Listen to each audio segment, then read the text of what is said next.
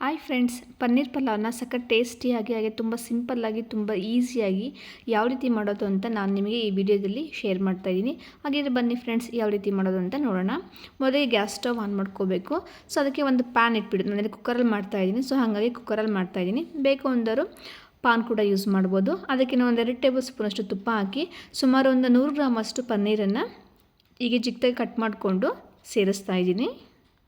ಅದಕ್ಕೇ ಸ್ವಲ್ಪ ಅರಿಶಿನ ಪುಡಿ ಹಾಗೆ ಸ್ವಲ್ಪ ಉಪ್ಪನ್ನು ಕೂಡ ಸೇರಿಸ್ಬಿಟ್ಟು ಹೀಗೇ ಲೋ ಫ್ಲೇಮಲ್ಲೇ ಫ್ರೈ ಮಾಡ್ಕೋಬೇಕು.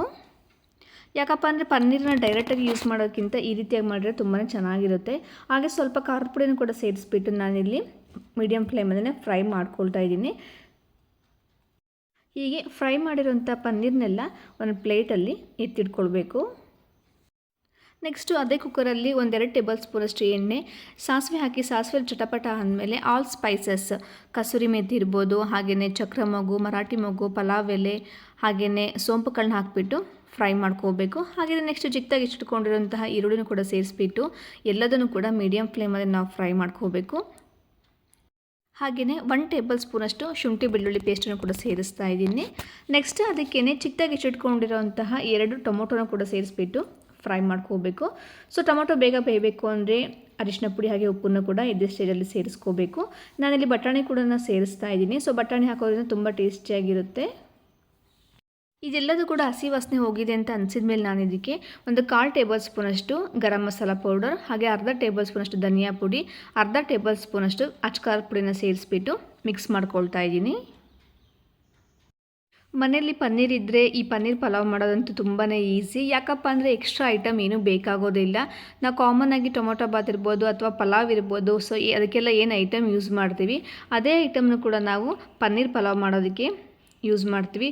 ತುಂಬಾ ಈಸಿಯಾಗುತ್ತೆ, ಹಾಗೆ ತುಂಬಾ ಫಾಸ್ಟಾಗಿ ಆಗುತ್ತೆ. ನೀವು ಕೂಡ ಒಂದ್ಸರಿ ಟ್ರೈ ಮಾಡಿ.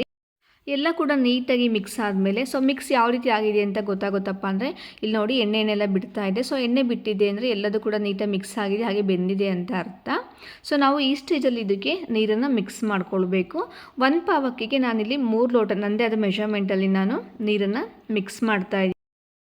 ಹಾಗೆಯೇ ಬಾಸ್ಮತಿ ರೈಸ್ ಯೂಸ್ ಮಾಡೋದಾದರೆ ನೀರಲ್ಲಿ ಒಂದು 10 ನಿಮಿಷ ನೆನೆಸಿಡಬೇಕಾಗುತ್ತೆ. ನಾನಿಲ್ಲಿ ಬಾಸ್ಮತಿ ರೈಸ್ ಯೂಸ್ ಮಾಡ್ತಿಲ್ಲ, ಕಾಮನ್ನಾಗಿ ರಾ ರೈಸ್ ಯೂಸ್ ಮಾಡ್ತೀವಲ್ಲ ಅದನ್ನೇ ನಾನಿಲ್ಲಿ ಬಳಸ್ತಾ ಇದ್ದೀನಿ.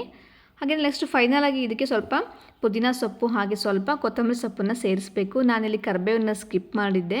ಸೊ ಹಾಗಾಗಿ ಕರಿಬೇವನ್ನ ಈಗ ಸೇರಿಸ್ತಾ ಇದ್ದೀನಿ. ಆ್ಯಕ್ಚುಲಿ ಕರಿಬೇವನ್ನ ಸಾಸಿವೆ ಒಗ್ಗರಣೆ ಹಾಕಿದಾಗ ಆವಾಗಲೇ ಹಾಕಿದ್ರೆ ಚೆನ್ನಾಗಿರುತ್ತೆ. ನಾನು ಸ್ಕಿಪ್ ಮಾಡಿದ್ದೆ ಅಂತ ಹೇಳ್ಬಿಟ್ಟು ಇಲ್ಲಿ ಸೇರಿಸ್ತಾ ಇದ್ದೀನಿ.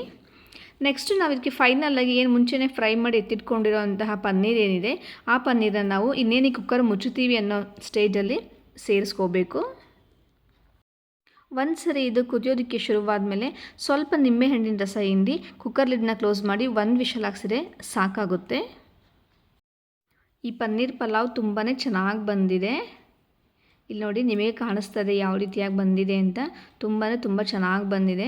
ಹಾಗೆಯೇ ರೈಸ್ ಕೂಡ ಮೆತ್ತಗಾಗಿಲ್ಲ, ಉದುರಾಗಿ ತುಂಬಾ ಚೆನ್ನಾಗಿ ಬಂದಿದೆ. ಇನ್ನೇನು ಮಕ್ಕಳಿಗೆ ಸ್ಕೂಲ್ ಶುರುವಾಗಿದೆ. ಎಲ್ಲ ಅಮ್ಮಂದ್ರು ಕೂಡ ಲಂಚ್ ಏನು ಮಾಡೋಣ ತುಂಬಾ ತಲೆ ಬಿಸಿಯಾಗಿರುತ್ತೆ. ಸೊ ಮನೇಲಿ ಪನ್ನೀರ್ ಇದ್ದರೆ ಹೀಗೆ ತುಂಬ ಈಸಿಯಾಗಿ ತುಂಬ ಕ್ವಿಕ್ಕಾಗಿ ಕೂಡ ಮಾಡ್ಬೋದು. ಹಾಗೆಯೇ ಫ್ರೆಂಡ್ಸ್ ಇನ್ನೊಂದು ಏನಪ್ಪ ಅಂದರೆ ಪನ್ನೀರಲ್ಲಿ ಸ್ವಲ್ಪ ಕೊಲೆಸ್ಟ್ರಾಲ್ ಜಾಸ್ತಿ ಇರುತ್ತೆ. ಹಾಗಾಗಿ ಸ್ವಲ್ಪ ಪನ್ನೀರನ್ನ ಕಡಿಮೆ ಯೂಸ್ ಮಾಡಿ. ನಿಮಗೆ ಈ ವಿಡಿಯೋ ಇಷ್ಟ ಆಯಿತು ಅಂತ ಅಂದ್ಕೊಂಡಿದ್ದೀನಿ. ನಿಮಗೆ ಈ ವಿಡಿಯೋ ಇಷ್ಟ ಆದರೆ ಪ್ಲೀಸ್ ಲೈಕ್ ಮಾಡಿ, ಕಮೆಂಟ್ ಮಾಡಿ, ಹಾಗೆ ಸಬ್ಸ್ಕ್ರೈಬ್ ಮಾಡೋದನ್ನು ಮರಿಬೇಡಿ. Thank you.